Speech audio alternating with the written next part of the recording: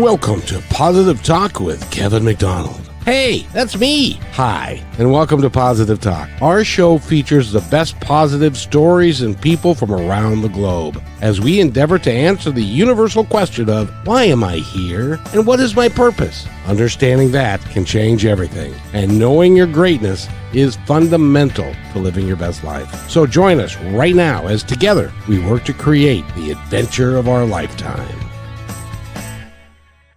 And welcome to the show, everybody. My name is Kevin McDonald, and Brachelle's going to join us as soon as she can fix her computer issues. And that's just kind of one of those things. But we've got a great guest for you today. And we're going to talk about one of those things that everybody's now, it's on like the lips of everybody, but I don't think a lot of people really know what it means or how they're going to deal with it. I'm talking about ADHD. And how it affects people from all walks of life and people in all of their experiences. It used to be years ago, and there was a guy. His name is George Patton, and he was a general in World War II. And he walked into a tent where soldiers were being hospitalized, and he got into big trouble because one of the members was one of the members of his regiment was there, and he had what they called at that time shell shocked, and he was shocked, and it was now that has transformed itself from, and they used to call it different things. Now it's ADHD, but it's not just confined to military people. It is a widespread thing, and Sue Day is with us. And if you want to follow along, you can go to her website, which is pathwaysforwardcoaching.com, and you can find out more about her. And but I want to welcome Sue to the show because you've got some very valuable information that is pertinent for everybody, because either we have it or we know somebody who has it, and it's a real prevalent thing. So welcome to the show. How are you today? I'm doing really well. Thanks for having me. Thanks for the great introduction. I hadn't heard that about General Patton. So I'm curious about that. I'll have to look it up because I have ADHD and I'm curious about everything. So so thanks so much for the interesting information and the interesting info. Well, the thing that got me about what happened there was that he then turned around and he slapped the soldier with his gloves in the helmet because he thought that the man was being a coward and was just scared about going back into battle. Whereas, as horrific as a battle can be, it wasn't that he was scared, but he had ADHD, which in those days they called shell shocked, and because they assumed that it had to do with the loud noises and stuff, but that wasn't it at all. It was so describe for us, if you would, when we talk about ADHD, for those that may have heard the expression but really haven't got any idea what it means or what it can do to somebody, and how it all works. Sure. Well, that I could spend a couple weeks doing. We got all the time in the world. All right. So ADHD is not what it sounds like. The initials stand for attention deficit hyperactivity disorder, and that's not. Doesn't describe what it is at all. We don't have a deficit of attention. We have too much attention. We just don't have filters. We can't focus our attention because we're paying attention to everything around us instead of just one or two things like neurotypical people are able to filter out. And we're not all hyperactive, or we're not all outwardly hyperactive. Some of us, there's three types of ADHD. There's hyperactive, there's inattentive, and there's combined type. I happen to be combined type. I am hyperactive, but mostly in my small motor movements. I'm always moving something. You'll see me on this show like sort of fiddling around. I try not to, but I do. And then there's the inattentive types who are sort of daydreamers, and their hyperactivity is often in their brains.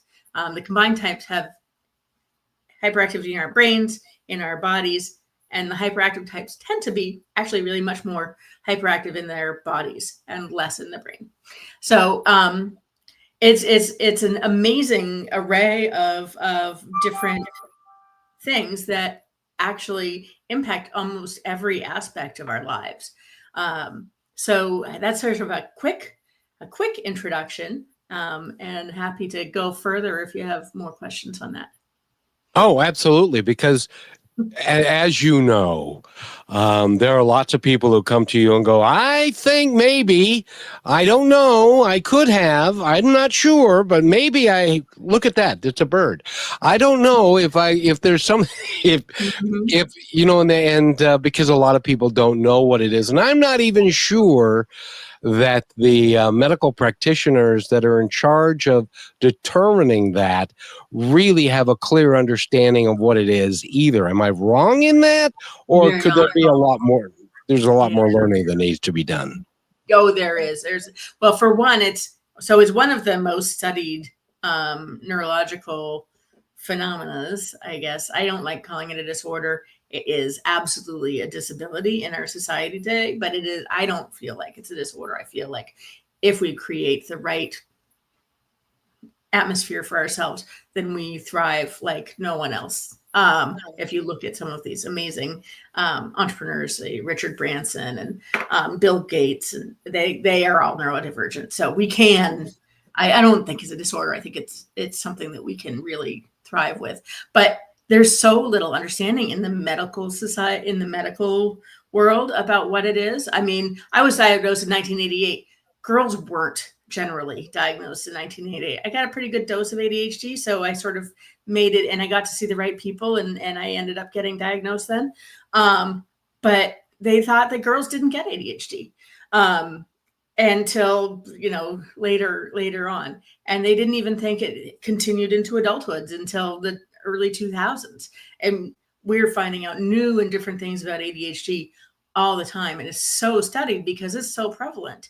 And it's so it's insidious. There's something about ADHD. It reaches into every aspect of our lives, and if we don't give it the consideration it needs, it desires us, it's not that insidious. It doesn't have its own little brain and like its own. It's not a different thing living inside our brains, but it is. I totally lost my track of thought. Now I have this picture of some sort of little monster living in my brain, deciding what it wants to do, telling me it wants to be considered. So there we go. I got back to it. If we don't pay attention to our ADHD, it can be dreadful. I mean, we can lose. A study came out. We could lose just recently. We can lose up to 11 years off of our life expectancy. It can be. It's worse than smoking. I never heard that before. Is that what they're coming up with now? Yeah. It was a huge study in Europe not too long ago. It was this year. And if I remember, if I give myself the right note, I will remember.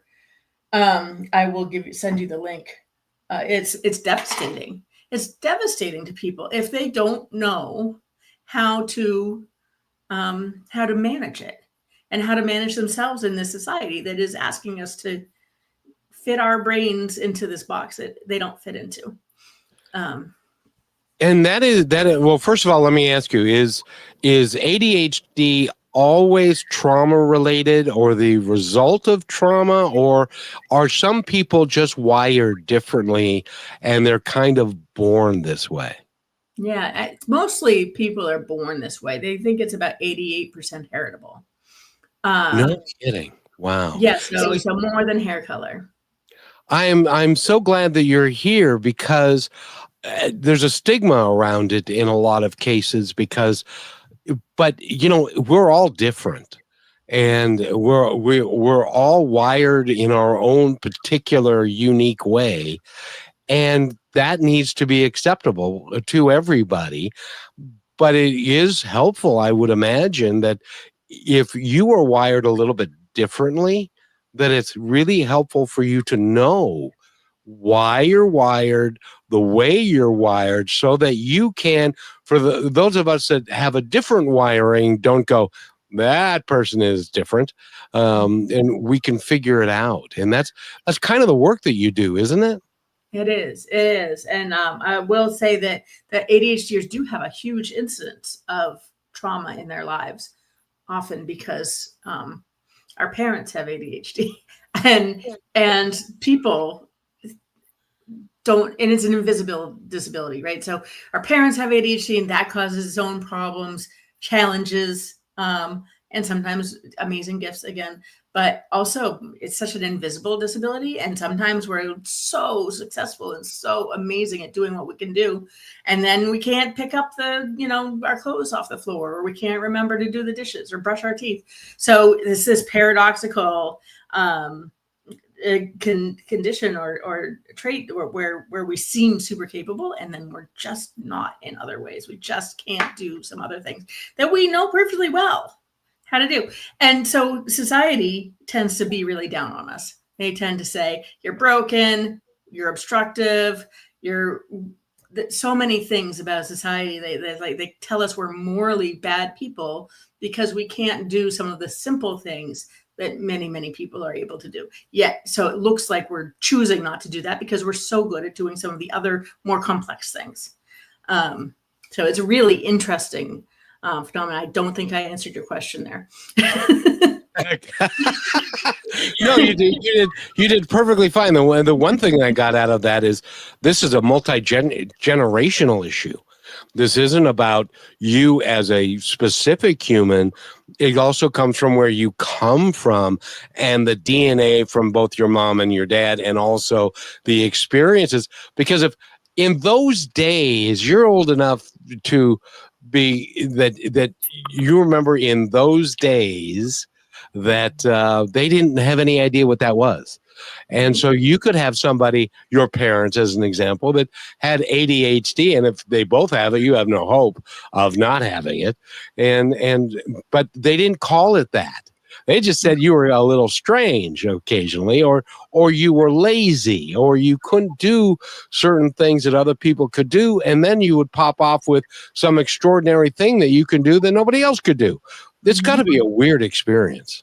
It is an interesting experience. And I think that experience alone causes trauma because society judges us morally for what we can't really get ourselves to do. And that is so, and we internalize that. So by the time we're 7 and we've heard 20,000 more negative things about ourselves than a normal neurotypical kiddo, and we internalize that by the time we're 7 or so. And it's just, and then we start doing it to ourselves. So we're just bullied on all sides all the time, including from ourselves. And that causes a huge amount of trauma. And then trauma in turn creates symptoms that are very similar to ADHD symptoms. So we just sort of compound it as well. It's remarkable. Brichelle's joined us now, and I think her computer system is fixed. And Brichelle, I know that you have got family members that maybe have symptoms of ADHD as well. And so any questions that you have about how somebody who is not under care can start thinking about, well, maybe this rings true for me, and maybe I might think about getting somebody who's versed in it, who can help me change how I'm living and how I'm being. Does that make sense? Yeah, and actually, it kind of wraps me around full force to ask you one question because there's two sides of it, and I just really would like to hear your perspective. As a child, especially me, diagnosed with the ADHD, OCD, ADD, anxiety, all the problems, all the depression, and the this and that, and I think it had two effects that you can choose how Maybe now I can choose to see it and which way I can go with it. But when you're a child, it's hard for you to understand. And so you kind of give yourself that label, that title, how you were talking about, we have those beliefs that's like, oh, well, they said I had this. So that's why this, and this. Um, Rather than to be like, okay, now that I know about this, how can I use that to be one of my gifts? And how can I make this something that is a positive rather than a negative? And so do you think there's maybe one way we could start going about it a little differently with children rather than to just tell them, yes, you have this and this is why, but to maybe explain it or talk about it a little bit more so that they don't feel so alone? Because I don't know about you, but everybody's got one of those few things, and some people just don't get diagnosed. Yeah. And Sue, before you answer that, because this is going to be it's a really important question, but I need to take a quick break, and I want to get that out of the way so that gives you lots of time to be able to address this, because I think that is paramount. If we could help our children learn how to deal with these things without it being a label, we would probably be a lot better off and give them a much better quality of life. We'll be right back after this quick. It's just a minute. Just relax, everybody. You became a real estate agent for freedom, success, and real momentum. So why are you still stuck waiting for closings to save you? I'm ADHDer, founder of Real Momentum, and I help agents like you become seven-figure earners. My first client that I coached, brand new agent, made $250,000 back in 2006. What's the secret? You feed your white wolf. That's the part of you that's bold and unstoppable and a closer and able to build rapport quickly. So click Get Listings at Real Momentum and let's unleash your real estate potential.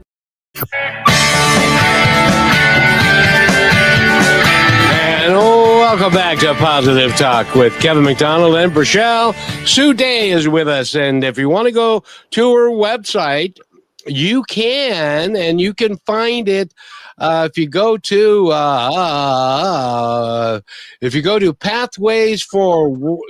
pathwaysforwardcoaching.com.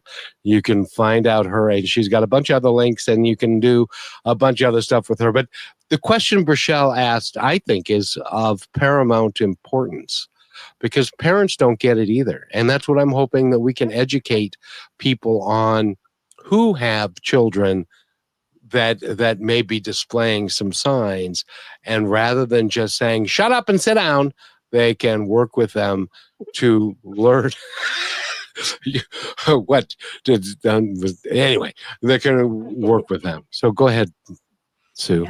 Yeah, well, it was funny, but it's also sadly true that we often get told to shut up and sit down or being disruptive. So important.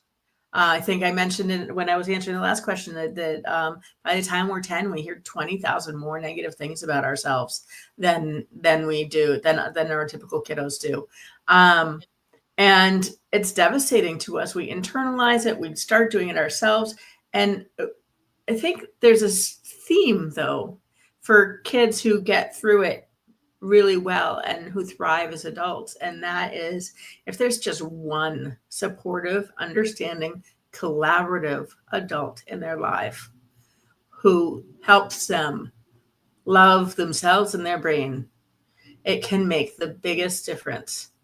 And sadly, because of the nature of ADHD, a lot of us don't have that, didn't get that. And those of us who did are just so lucky.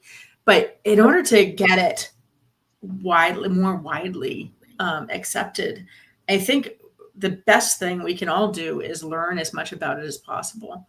It is absolutely one of the most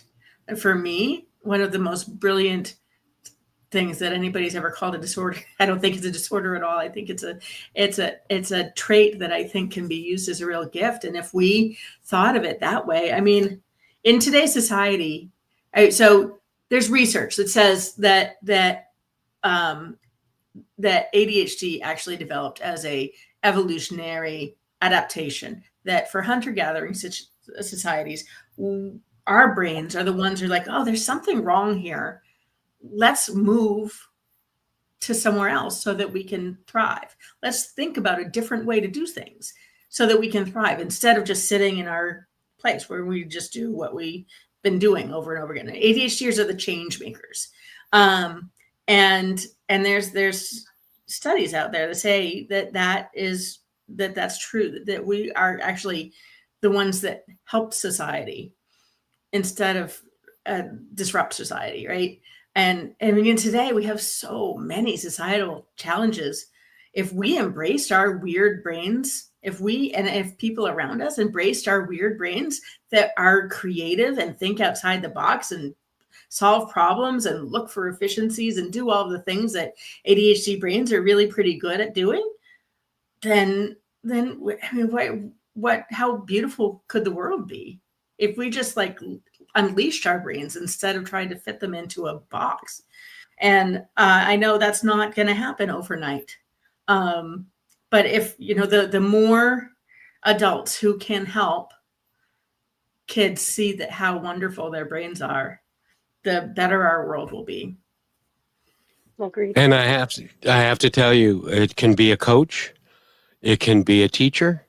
It doesn't necessarily have to be your parents, because I don't know if you know this, but parents are not necessarily as smart as you might like to think they are.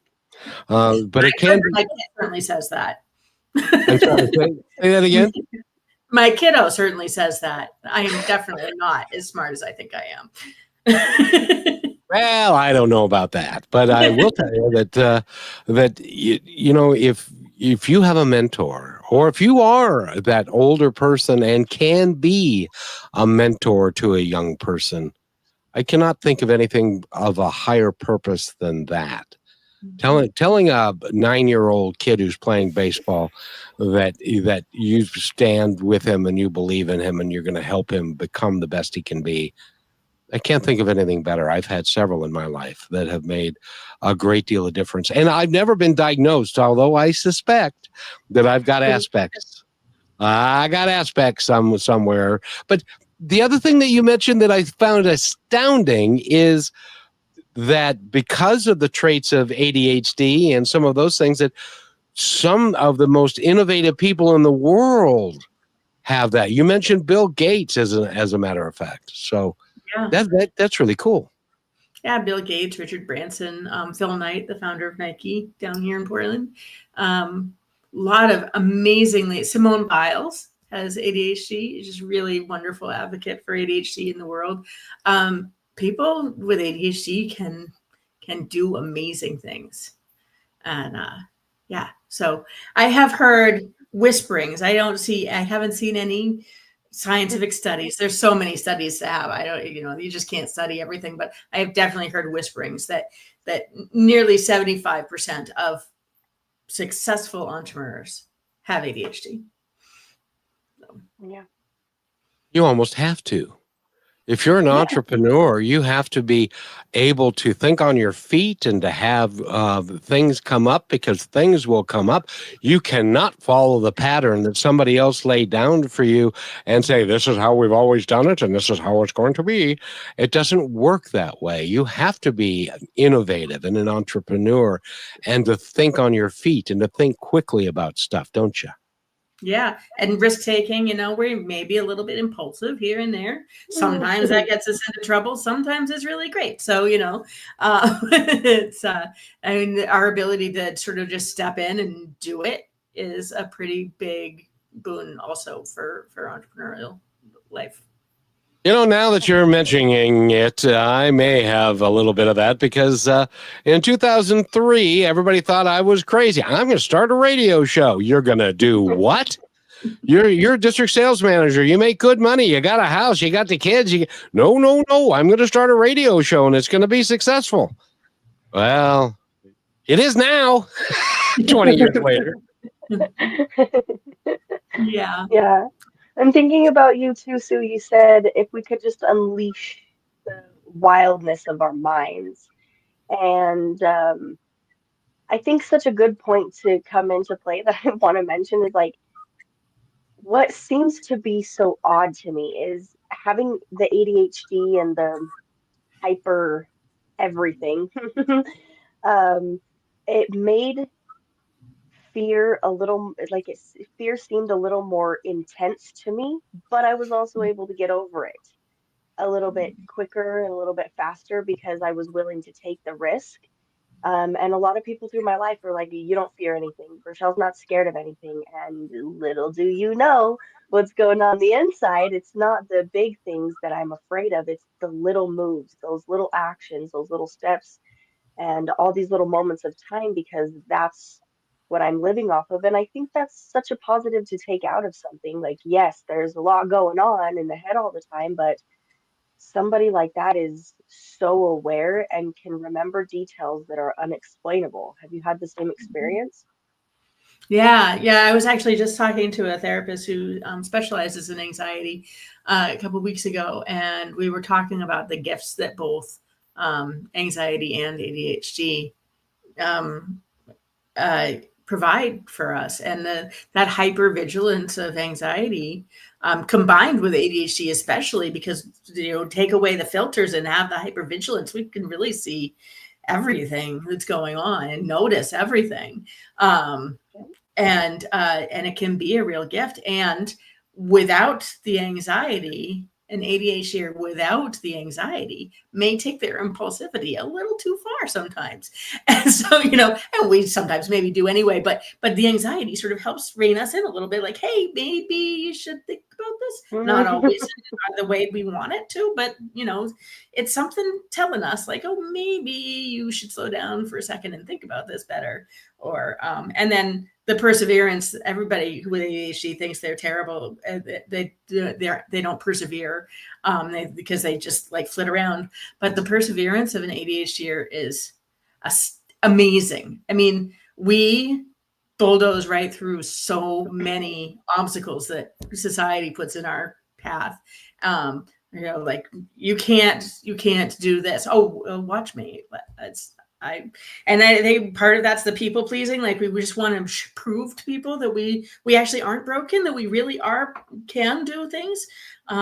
But whatever it is, we can really, and maybe sometimes, again, for better or for worse, we can really sort of bulldoze right through a problem and to get to the other side. Sometimes the bricks start falling on our head.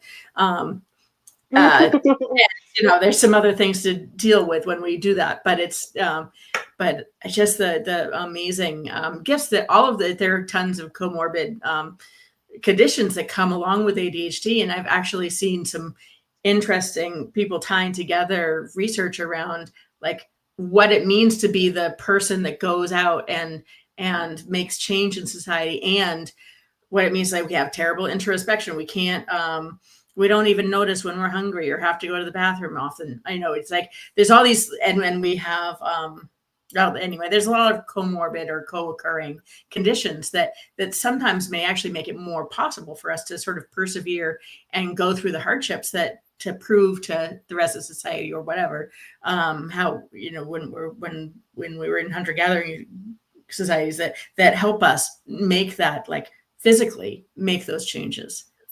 So it's really interesting, and we do have a lot of co-occurring conditions, and a lot of us often think of our conditions as fully negative. Like, what's the point of not remembering I have to pee when I got to pee?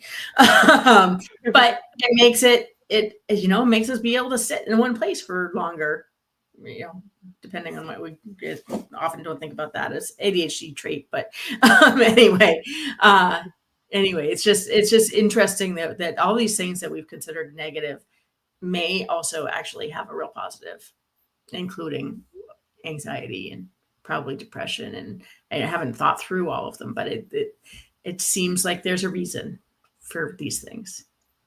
And by the way, everybody, we're talking with Sue Day, and she works with people who have ADHD. She's a coach, and we need to take a break. When we come back, and I want to ask you, and I want to ask Rochelle too, that when at a certain point in time, when you display some of these behaviors that other people might consider negative or not productive, do you ever just sit back and giggle and just say, isn't this cool the way that I really am and can do, and not pay attention to what other people tell you about yourself?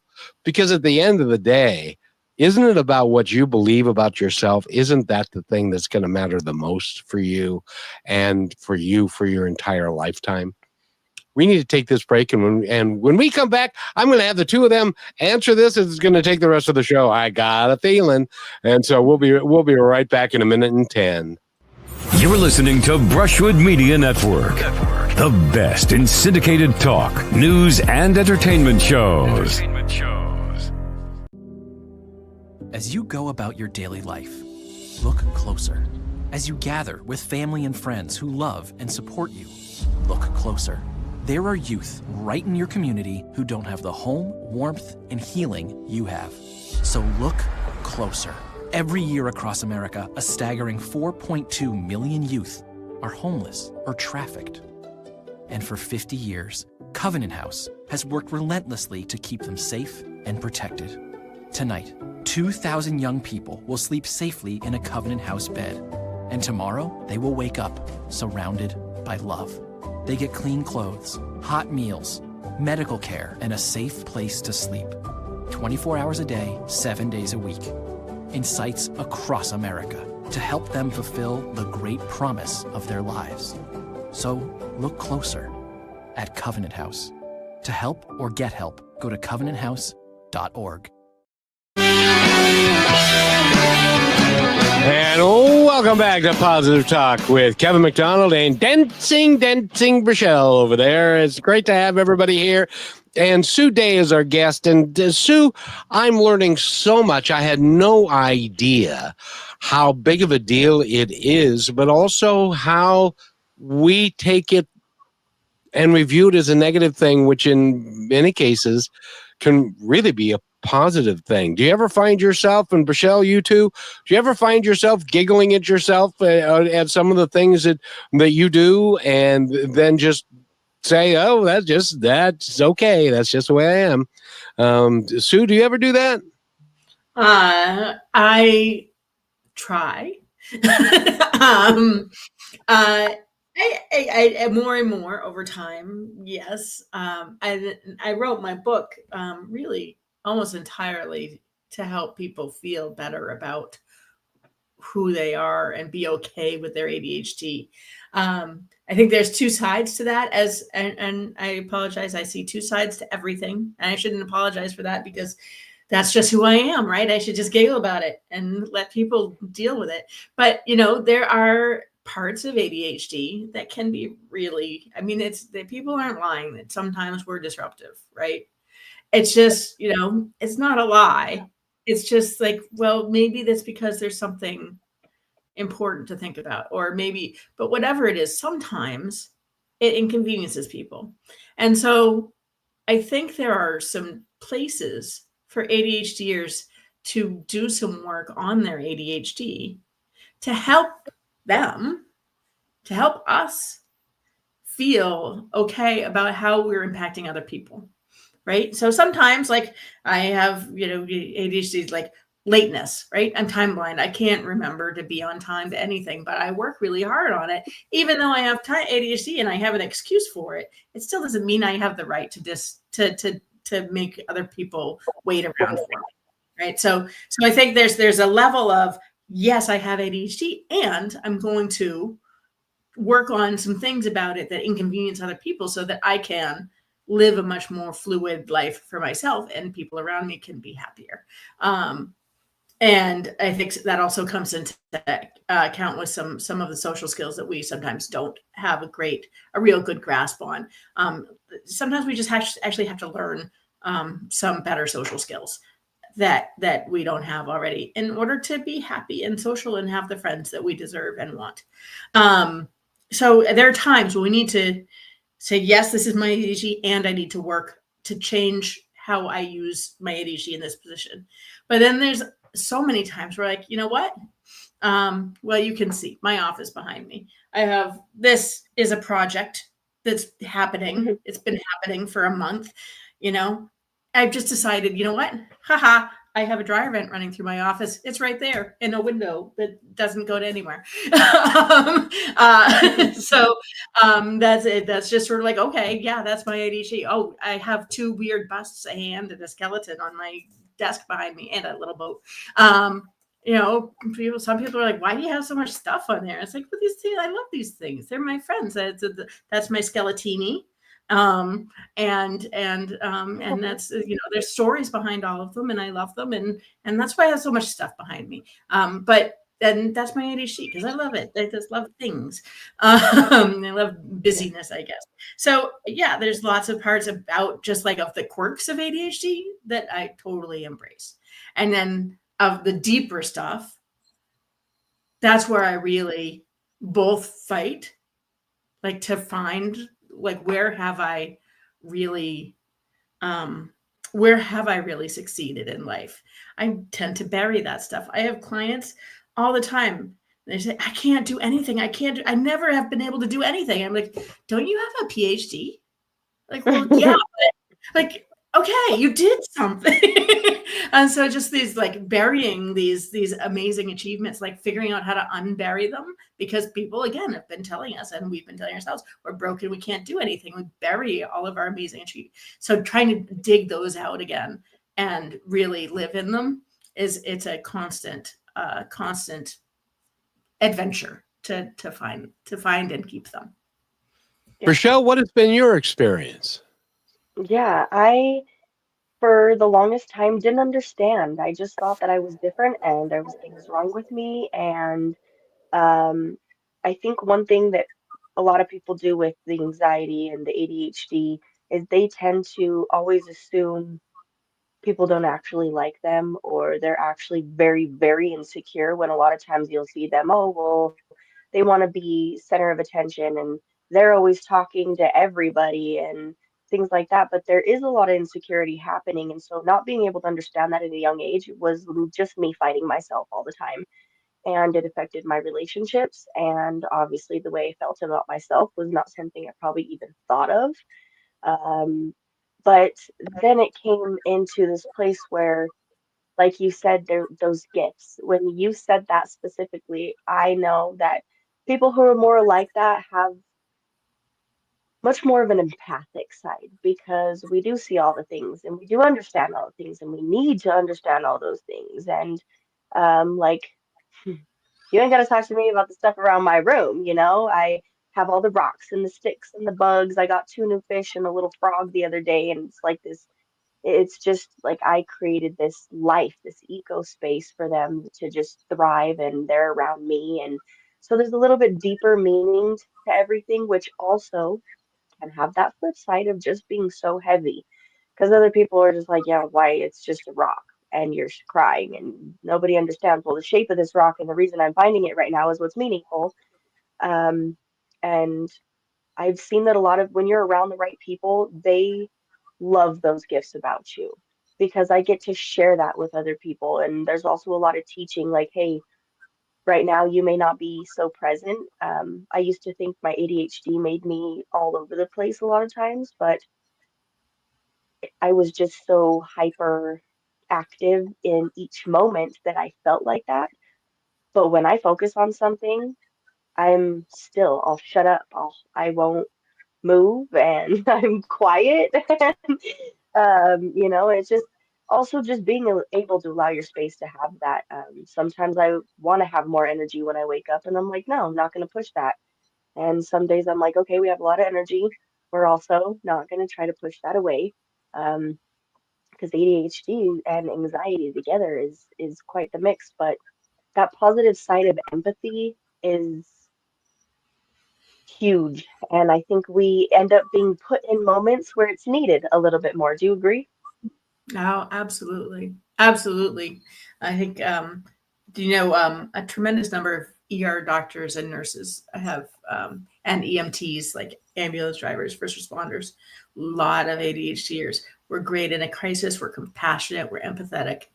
And we can really just sort of move through amazing stress with kindness and and focus. It's seeing an ADHDer move from like a place of not crisis into a place of crisis, and seeing the calm just sort of sweep over them. It's amazing. It's chilling. It's Well, and I I've been, have to ask you, Sue, yeah. do you have any experience on the difference of ADHD people and non-ADHD people when it comes to sleep and Oh schedules and yes. stuff? Oh yes. Sleep is not necessarily the ADHDer's best best ability. I think a lot of us either sleep. I think probably most of us sleep too little, but a lot of us, some of us also sleep too much. It's just very, and it really sort of depends on what your ADHD is doing and what your life is doing and how it all works. But we have more sleep disorders than most people, and then we also have a whole lot more connective. This is again, this is not. I haven't seen a good study, but I've heard this, and it makes sense to me. We have a lot of connective tissue challenges, so we're often flexible. So it's a systemic thing. It's ADHD is becoming much less of a only a brain thing and more about like, oh, all these co-occurring things. They all happen at the same to ADHDers. Like, what is that? And so there's this systemic, like we have challenges with our joints and our, but anyway, that with that connective tissue challenges, we actually tend to have sleep apnea more. I never understood why ADHDers had sleep apnea. Doesn't matter, how healthy they are or not, but ADHDers have a much higher incidence of sleep apnea. And they think now that that's because of a connective tissue challenges that we have. So anyway, it's just fascinating that like how connected everything is. And sorry, I make a 20-minute answer out of a simple question, but No, you're good. it's just so fascinating.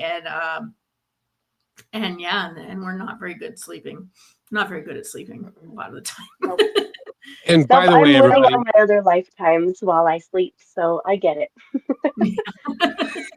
Yeah. I want to ask you about that, Sue. But before we do that, I want to make sure everybody knows that Sue is an author as well. She's got a book out, and it's called ADHD Brilliance: A Journey Through Your Extraordinary Brain.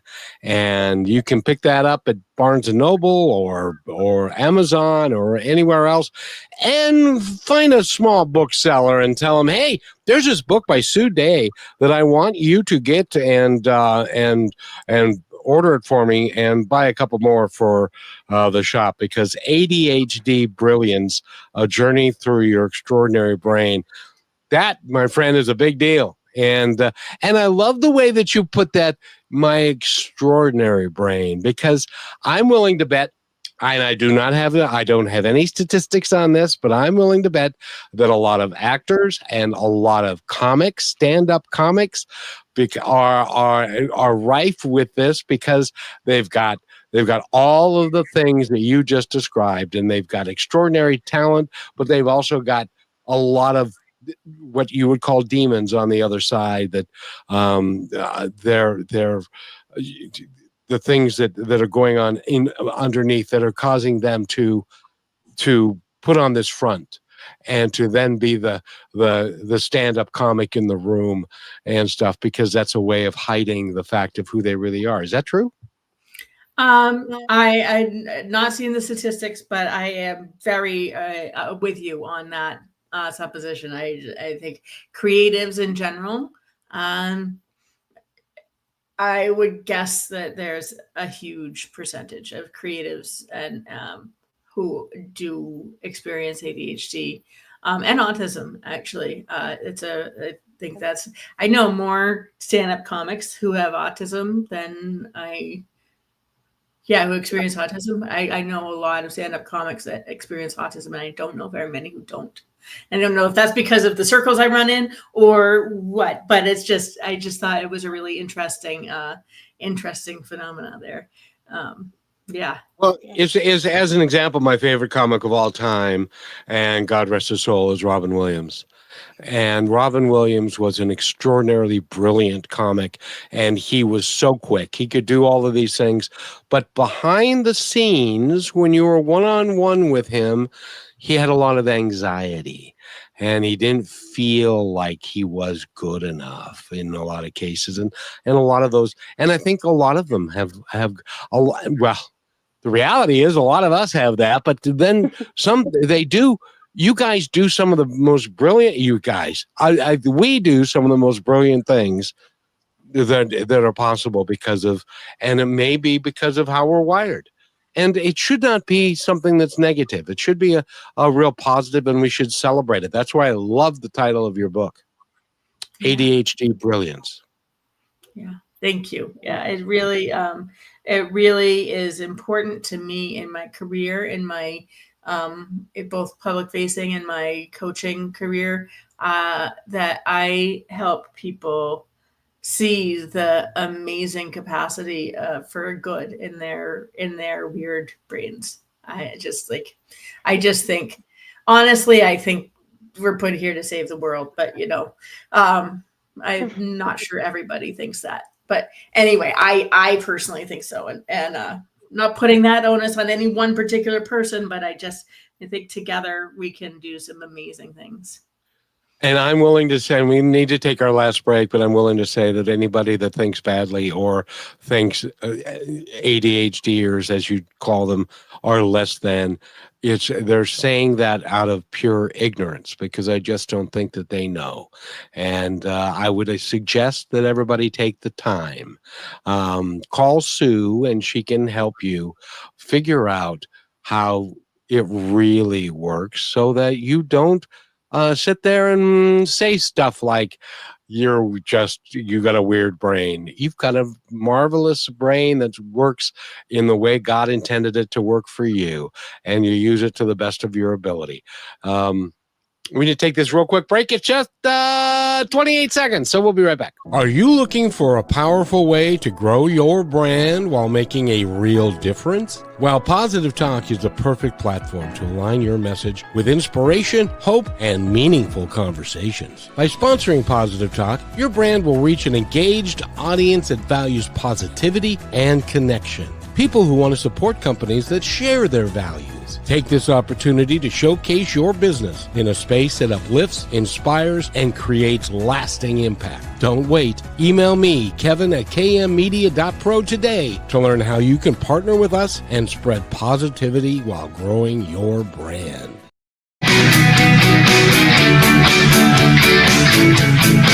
And welcome back to the show, everybody. Obviously, Rochelle can hear the music because she's dancing to it. And so, Rochelle, what do you think? I'm enjoying this conversation immensely because I'm learning so much about how other people behave and what they think and how that then is manifested into the world. And we really need to look at it in a different way than anybody ever has in the past. Do you agree with that? Yeah, 100%.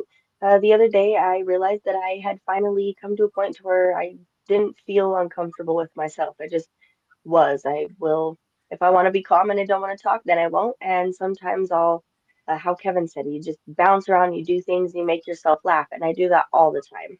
People around me sometimes, like, they don't even laugh with me. They don't even look like they want to. And I'm cracking up. Whatever I just said or did, I thought it was so funny. And sometimes it helps to lighten other people's mood to be that person too. But I don't agree with the statistic of you're incapable of change. A lot of times when you are diagnosed with something like this and they're like, oh, well, I just can't be calm. No, you can, because your focus is immense when you do slow down and you are calm. And it doesn't mean to not move your body either. I think for me, one thing I had to realize was I can be calm, but also still moving. Walking through the mountains and feeling that serene peace and still moving my body was meeting myself in the middle because I didn't have to be still, but I didn't have to be hyperactive either. And I think it's helped me in my relationships because I can meet people where they're at. I will talk to any and everyone. And sometimes I also just have those moods like people think, oh, you don't want to go out, you don't want to do this, you don't want to do. No, I need to protect my space today because I'm a little more sensitive. Has that been your experience as well, Sue? Oh, is it beautifully put? I just love, and you gave me joy just talking about bouncing around and laughing at yourself. I think I wish that more of us gave ourselves the. My husband actually does. He cracks himself up so bad, and it just is like, okay, sometimes it's because some like poop joke and it's like a 9-year-old, but it's so joyful to see him cracking up. Yeah. And it's just and it brightens my day even when I'm like, that's a 9-year-old joke. What are you laughing at? But I always don't a know. good love. I don't know if you know this, but most men are like a 9-year-old. We'll laugh at poop jokes all day long. Right. Yeah. And I think actually women Ridiculous. may also appreciate them more than they will let on. But anyway, but I just love this unmasking. And that's what you were just describing. You're unmasking. You're being yourself. You don't need to put up this mask in between you and your friends in society because you're comfortable in who you are as a human. And that's so beautiful. And I don't think I even have a little tear, maybe. I don't think that, I mean, well, for one, I think masking is universal. I think it doesn't matter if you have ADHD or not. I think everybody is putting up this fake face to be who they think everybody thinks they should be. I think people with autism and ADHD and other mental health issues that are less accepted do that way more, and it gives me so much hope and joy to hear when somebody is comfortable enough in themselves to just be like, you know what, actually I have these needs. They may be different than yours, but I have them and I need to protect them. I have this silliness. It may be different than your silliness, but you know what? Join in. You may have fun. And it's I just love it. It's beautiful. Thank you for Thank sharing it. you. I mean, yeah, of course. I had the other day I was doing something and I wasn't in a bad mood, but I wasn't feeling the greatest, if you know what I mean. Like I was almost just kind of to a numb point, and I've even had this happen when I've had bad days. And I think I still can't wrap my head around what exactly it taught me, and I'm open to hearing what you thought it was. But if somebody asks me, how's your day going now? How are you? Everybody says that, oh, good, yeah, blah, blah, blah. And I'll tell people, I'm not very good right now, but you know what? It's gonna get better. And I always get a positive reaction because they could be going through it. Same thing happened to me the other morning. This girl didn't sound like she's very happy, and I was like, ugh, they're probably gonna make my drink wrong. She looks young, and I started to judge as a human would, and then instantly I was like, no, I'm not doing that, because by the time I get to the window, that energy is reciprocated and it's gonna come back to me. And I came to the window and I had been crying day before this weekend, and so my eyes were puffy, and I looked at her and realized her eyes were puffy, and she probably was just tired, and you could tell I'd been crying, and she was still at work. And they made my drink amazing. She was still nice and smiled at me, and I told her, I hope your day gets better, you look gorgeous, and drove away and just left it with that. And it almost healed a part of me, because I know when I've been that person and had those days where just smile, yay, oh, everything's great, but under the surface, it's not. So maybe we can learn to just be a little more real with each other. And, somebody asks you or you ask somebody, how are you? And they say, not very good. Oh, well, doesn't mean you take it on or try to fix it or talk it through. Just should be like, hey, me too. And it's going to get better. So. Yeah. That's really, really beautiful. And as we were talking, I was thinking about one of the things, the biggest tenets of my coach training, my ADHD coach training, was what you pay attention to grows. And so, and I think that is something that you can take anywhere you go. But what I heard you talking about is you chose to not pay attention to what you thought she was going through. Right? You chose not to pay attention to your negative emotions around either what you're going through or what she's going through, and just to move into it with not a Pollyanna way, but in a way that was just like, you know what? I see you're having a hard time. You look beautiful. You gave her something. And the more we can pay attention to how what we can actually affect and what we can actually know, and instead of saying like, oh, I think this is this thing and that's going to affect me negatively and blah blah blah, which I heard you stop in an amazing way. Paying attention to like what we really know, and even that that last sentiment of and it's going to get better. It's okay to not do so great for a little bit, and it's okay to be okay with that. And again, if we sit and say, well, I'm not doing so great, I never do so great, I'm never going to do so great, then that grows too. So I love that sort of like, I'm not doing so great now, but it's going to get better, because that's also paying attention to the possibilities that are out there. And I know we're running out of time. I just have to top it off by saying, of all things, I know how a register works. I got $2 back in change. She gave me a 1997 $2 bill. She did not give me 2 ones. And that to me was meaningful, because like there's so many things that could have come into play with that, but she decided to give me that $2 bill.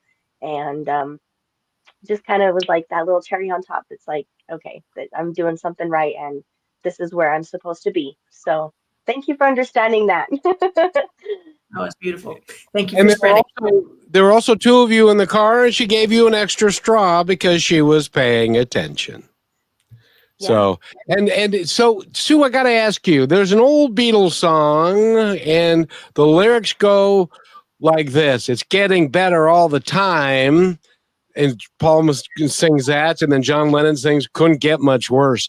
Is that what is going on in the brains of some folks?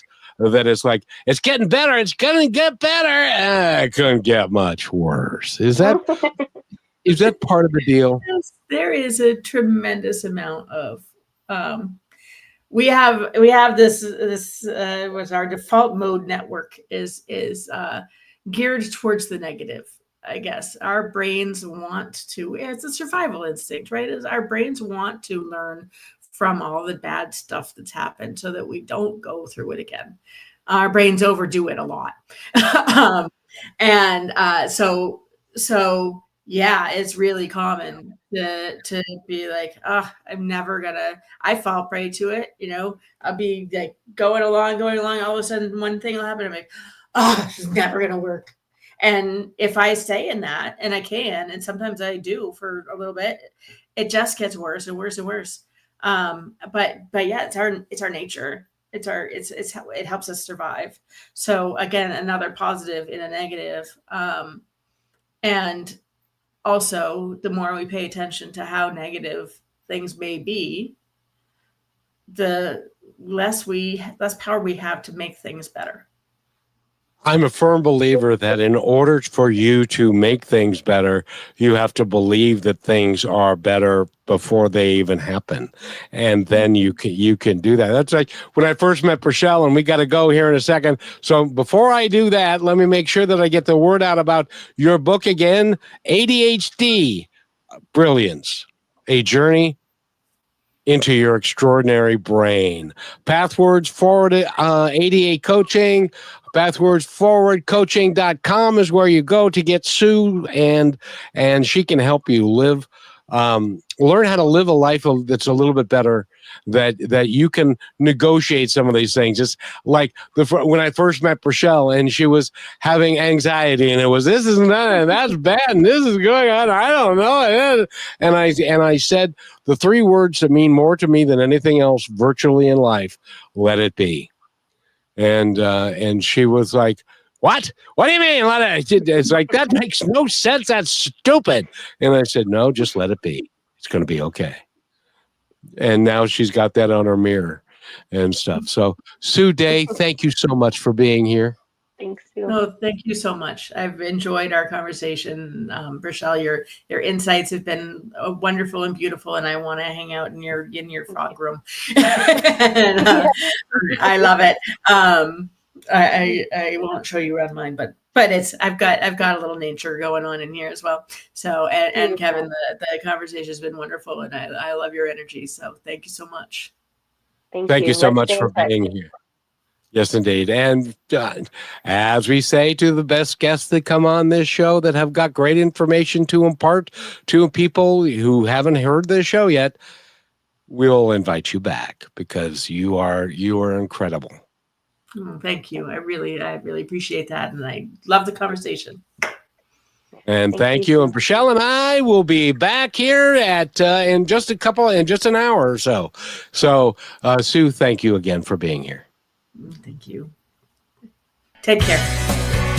Thanks for listening to this episode of Positive Talk with Kevin McDonald. Our purpose is to provide everyone with a positive, entertaining, and educational experience. I would love your feedback and comments about the show, including possible topics and great guest suggestions. Please email me at kevin@kmmedia.pro. And remember, be kind to one another because each other's all we've got. That's